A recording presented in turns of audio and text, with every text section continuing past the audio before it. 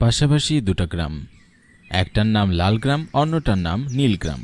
দুই গ্রামের মধ্যে এখন দা কুমড়োর সম্পর্ক। কথিত আছে নীলগ্রামের প্রধান একদিন লালগ্রামের প্রধানের কাছে এক রাতে সাহায্যের জন্য গিয়েছিলেন, কিন্তু সেখানে সাহায্য মেলেনি তার। সেই থেকে শত্রুতার শুরু।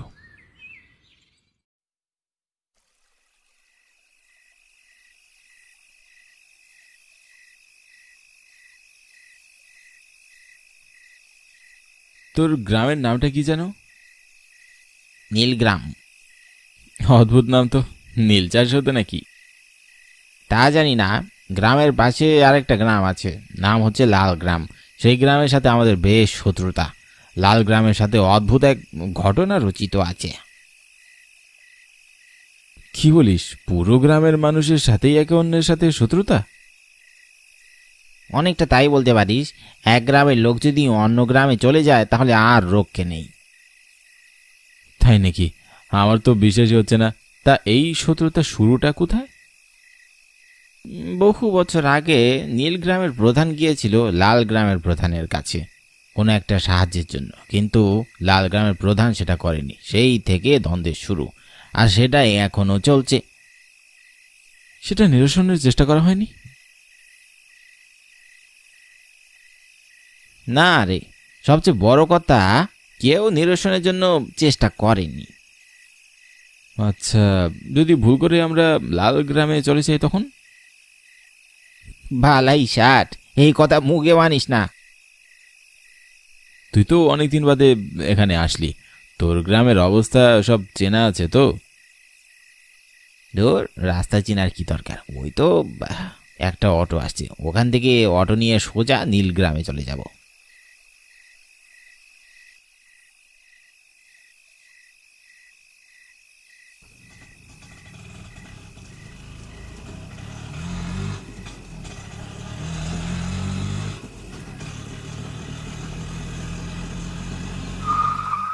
কি হলো ভাই? গাড়িতে একটা সমস্যা দিছে, স্টার্ট নিতেছে না। তাহলে এখন কি করবা? ঠিক করতে পারবে তো? নাই, সামনে একটা গ্যারেজ ছিল, কিন্তু সেই গ্যারেজ এখন বন্ধ হয়ে গেছে। এখন কি হবে? এই রাতের বেলায় এই গ্রামের রাস্তায় তো গাড়িও পাবো না। চল নামি।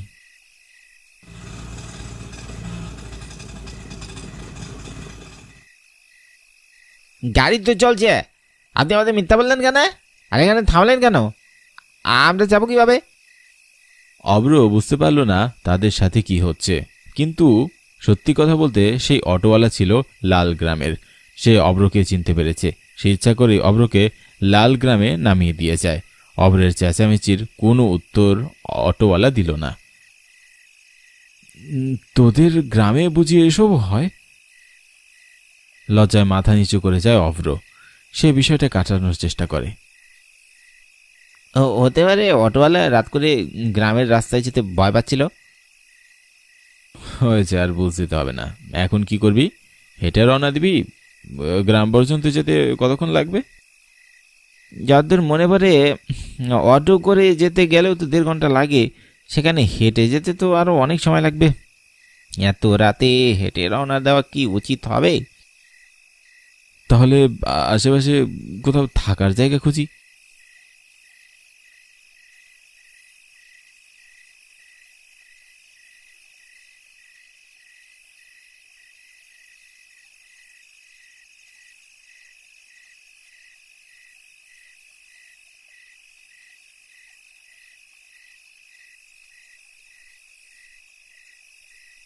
অভ্র দেখল সামনে একটা বিশাল পুরাতন বাড়ি।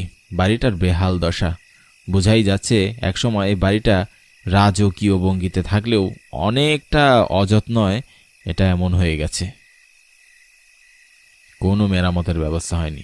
অভ্র বুঝল হয়তো বাড়িটার বর্তমান মালিকের অবস্থা তার পূর্বপুরুষের মতো ভালো নয়। কেউ আছেন? খুব বিপদে পড়ে এসেছি, একটু সাহায্য করবেন?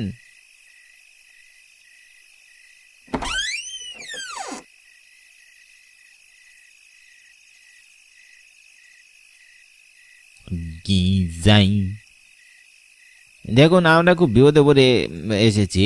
আমরা বাসায় যাচ্ছিলাম, কিন্তু অটোওয়ালা আমাদের সাথে ছলনা করে আমাদেরকে এখানে নামিয়ে দেয়। এখন বাসায় যাওয়ার কোনো অটো পাচ্ছি না, এই রাতটুকু এখানেই থেকে যেতে চাচ্ছি। ঠিক আছে, আসুন।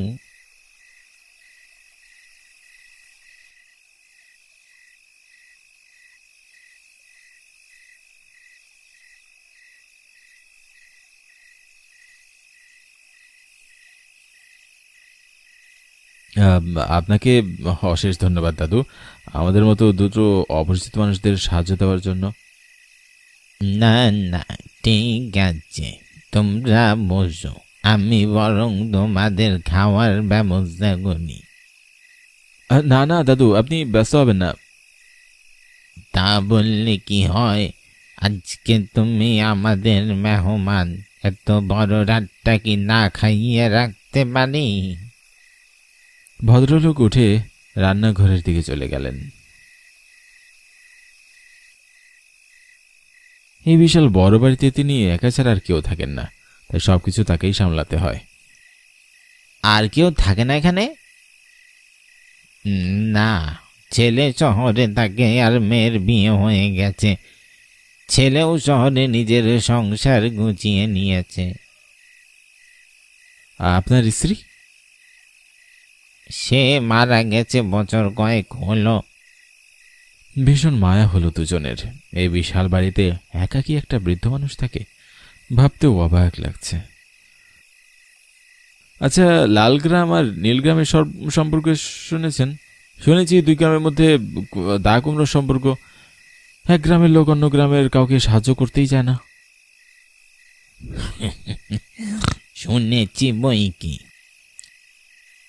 হ্যাঁ, কাছেই কোথাও হবে হয়তো, অনেকদিন বাদে এসেছি তো, সব পাল্টে গেছে, তাই চিনতে পারছি না। তা এই এই গ্রামের নামটা কি? লাল গ্রাম।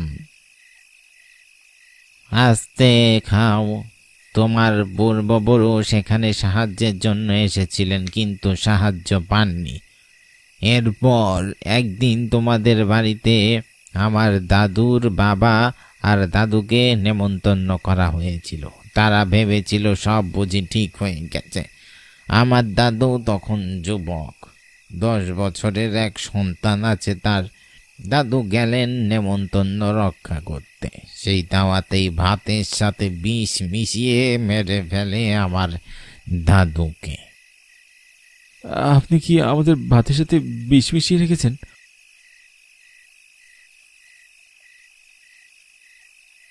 সে কি, বাকি গল্প না শুনলেই চলে যাবে? কি বলতে চান? আমাদের বেরোতে দিন।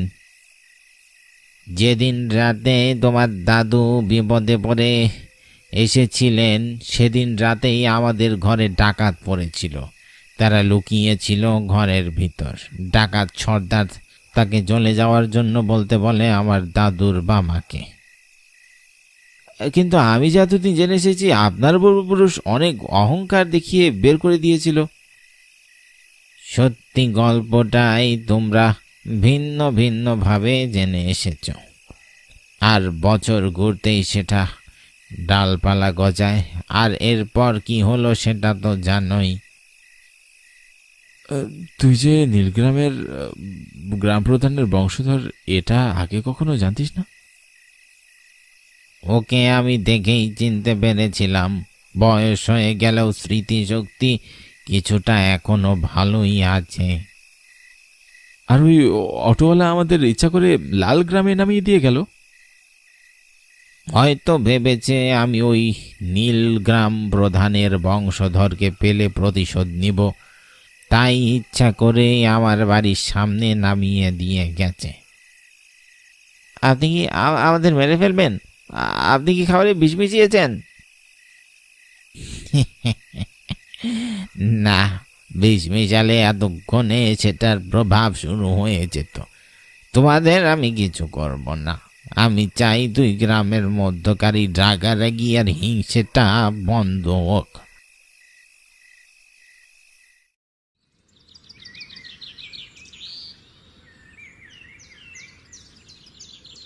আপনাকে অনেক ধন্যবাদ। ভাষা নেই আপনাকে কীভাবে ধন্যবাদ জানাবো। তবু যদি সম্ভব হয় তাহলে ক্ষমা করবেন আমার পূর্বপুরুষদের। না, বরং তোমরা ক্ষমা করো আমাদের।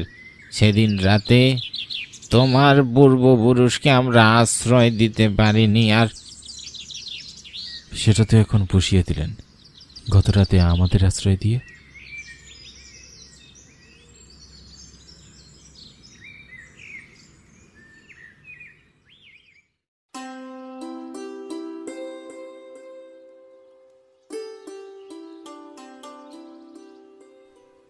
অন্যবারের তুলনায় এবারে শীতটা বেশ জাঁকিয়ে পড়েছে। গায়ে সুতির জামাতে শীত আর মানছে না রনির, সেটাতেও কাঁধের জায়গাতে একটুখানি আবার ছেঁড়া। মায়ের দিকে তাকিয়ে দেখল তার মায়ের আঁচলের কিছু জায়গাতেও ছেঁড়া আছে। মা শাড়ির আঁচলটা এমনভাবে লুকিয়েছেন যেন ছেঁড়া অংশটুকু না দেখা যায়।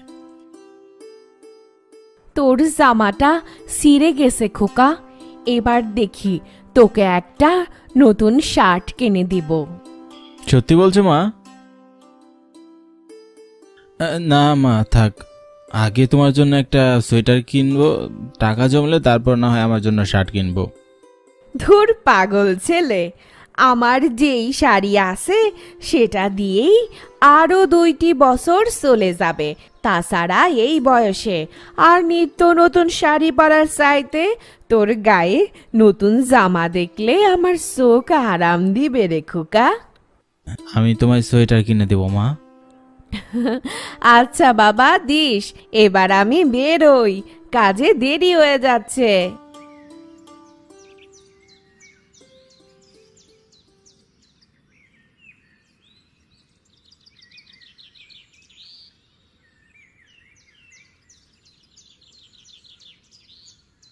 কানু রনির বয়সেরই একজন ছেলে। এখানকার এক দিদিমণি বটগাছতলায় ছোট একটা স্কুল দিয়েছেন। কানু সেখানেই রনির সাথে পড়ে। বিশাল এক বস্তা কাঁধে নিয়ে কানুকে দেখে রনি জিজ্ঞাসা করে, বিশাল বস্তা নিয়ে কোথায় যাস রে কানু? দিদিমণির কাছে পড়তে যাবি না? হ্যাঁ, যাবো তো, তবে বোতল করানোর পর। বোতল করাতে কেন যাচ্ছিস? এত বোতল দিয়ে কি হবে? আরে, বোতল ভাঙারির কাছে বিক্রি করব, সেখান থেকে কিছু টাকা পাবো। সত্যি বলছিস? কত টাকা পাস রোজ? 10 টাকা, 20 টাকা, ভাগ্য ভালো থাকলে 30 টাকাও মাঝে মাঝে পাই। তুই আমার জন্য একটু দাঁড়া, আমিও যাবো তোর সাথে। তুই কেন যাবি? তোর মা যদি জানে বকবে না? মাকে জানিয়ে যাব নাকি লুকিয়ে যাব? তুই কিন্তু আমার মাকে কিছু বলবি না।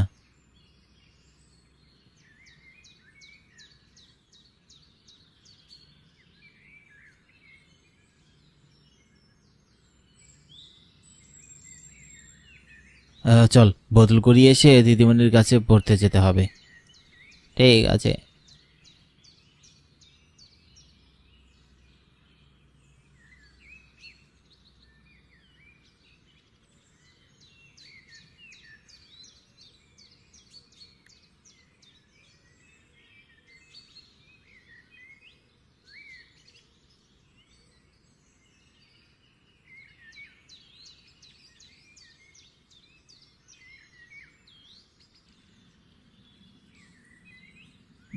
এক ঘন্টা হয়ে আসলো, বোতল তো খুব একটা পেলাম না রে। হ্যাঁ রে, আজকে ভাগ্যটা মনে হয় খারাপ। ব্যাপার না, যা পেয়েছি তাতেই অনেক। এগুলো কোথায় বিক্রি করবি?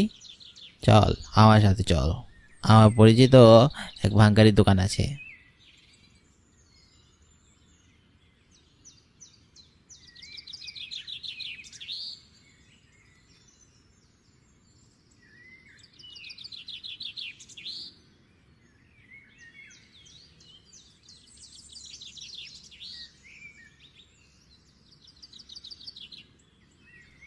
ও কাকু, মাত্র 5 টাকা, 1 ঘন্টা ধরে দুজনে মিলে কুড়িয়েছি।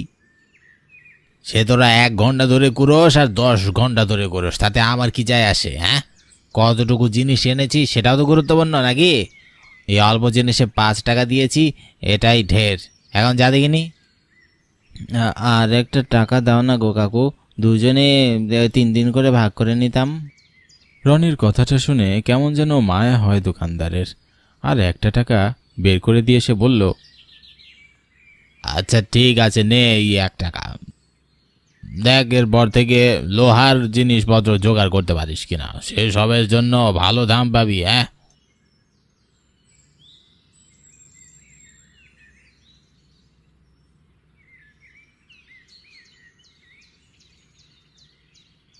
হাঁটতে হাঁটতে পাটা ব্যথা হয়ে গেল রে কানু, তবু কিনা মোটে 3 টাকা পেলাম।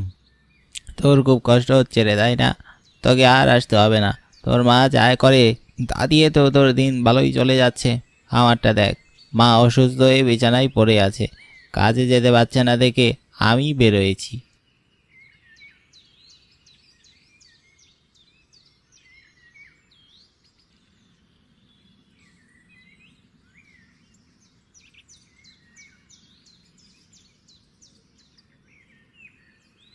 আমাকে কেন আসতে হবে না?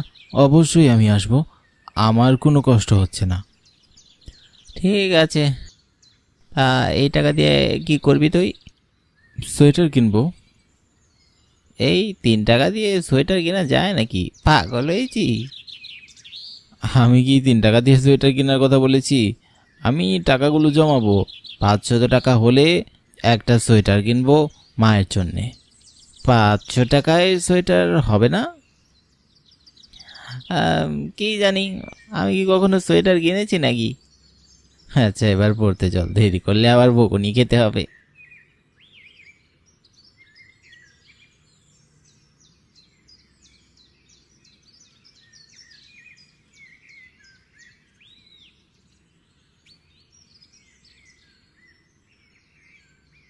কি ব্যাপার কানু আর রনি, আজকে দেরি করলে কেন? সরি দিদিমণি, আর দেরি হবে না। ঠিক আছে, বস। পড়া শিখে এসেছিস? হ্যাঁ হ্যাঁ দিদিমণি, আর কানু তুই? আমি ভুলে গেছি দিদিমণি।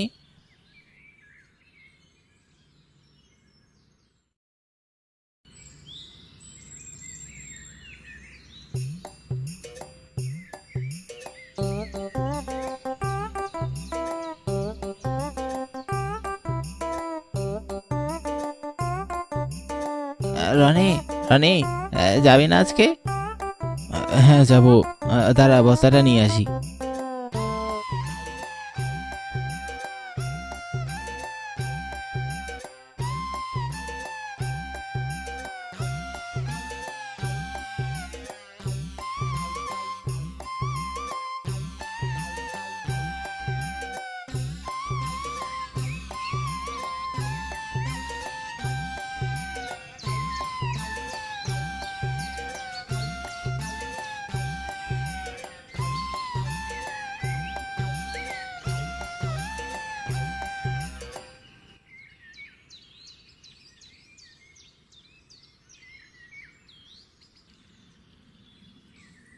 আজকে অনেক বদল জমিয়েছি, তাই না রে?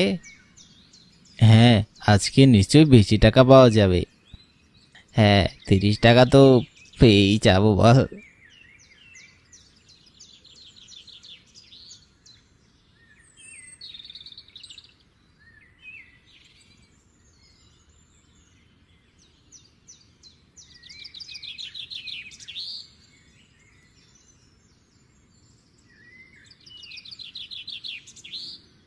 $40? আজ এত টাকা দিচ্ছি যে? হ্যাঁ, আজকে তো অনেক জিনিস নিয়ে এসেছিস, তাই এত টাকা। এবার খুশি তো? হ্যাঁ, ধন্যবাদ জেঠু। ঠিক আছে, যা এবার।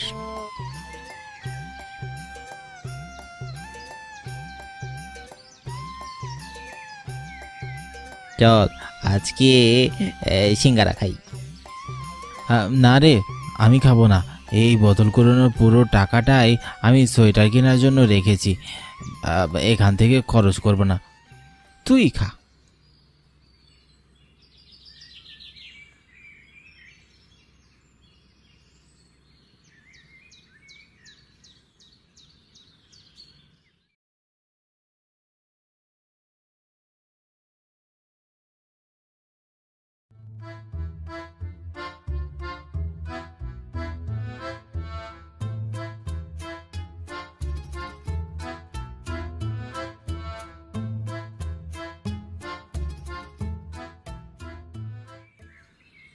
কানু, এই কানু, বের হয়ে আয়।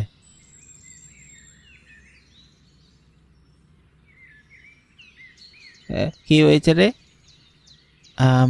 আমি 509 টাকা জমিয়েছি, মায়ের জন্যে সোয়েটার কিনবো বলেছিলাম না, চল আজকে যাই। সত্যি? কই দেখা। এই বলে সে পকেটে হাত ঢুকালো, কিন্তু তার আঙুলগুলো পকেটের ছিদ্র ভেদ করে বেরিয়ে আসলো। পকেটটা যে ছিদ্র ছিল সে সেটা ভুলেই গেছে, টাকাগুলো সেই পকেটেই রেখেছিল।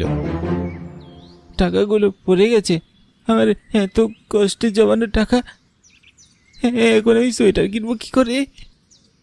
চিন্তা করিস না, চল যে রাস্তা দিয়ে এসেছিস সেই রাস্তায় খুঁজে দেখি, চল।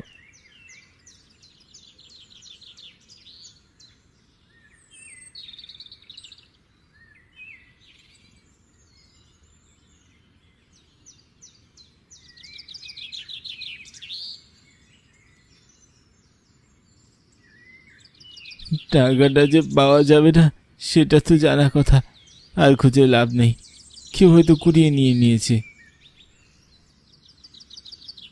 মন খারাপ করিস না রানী, চল আবার জমাবি টাকা।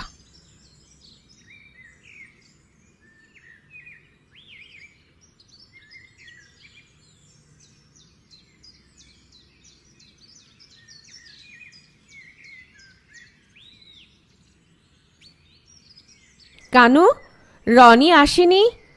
তুই আর রনি তো সব সময় একসাথেই থাকিস। রনির খুব মন খারাপ দিদিমণি, আর জ্বরও এসেছে, তাই আজকে আসেনি।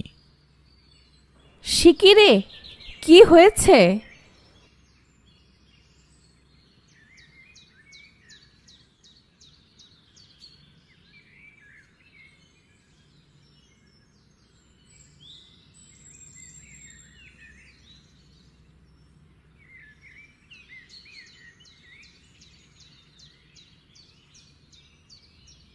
ওহ, ঠিক আছে, কালকে আমাকে ওর বাসায় নিয়ে যাবি তো।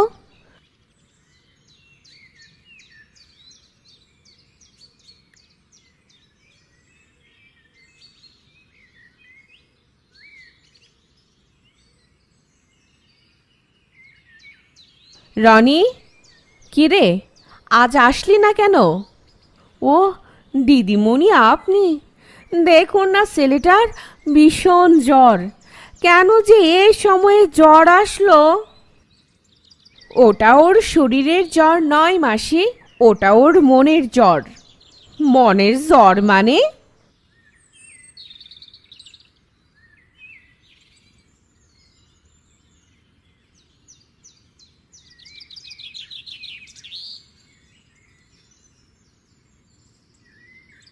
তোকে এই পণ্ডিতি কে করতে বলেছিল খোকা? আমি বলেছিলাম আমার সোয়েটার চাই। রনি শুয়ে থেকে রুগ্ন কণ্ঠে বলল, শীতে যে বড্ড বেশি কষ্ট হয়, সেটা যে আমি আর সহ্য করতে পারি না। তাই বলে তুই বোতল করাবি?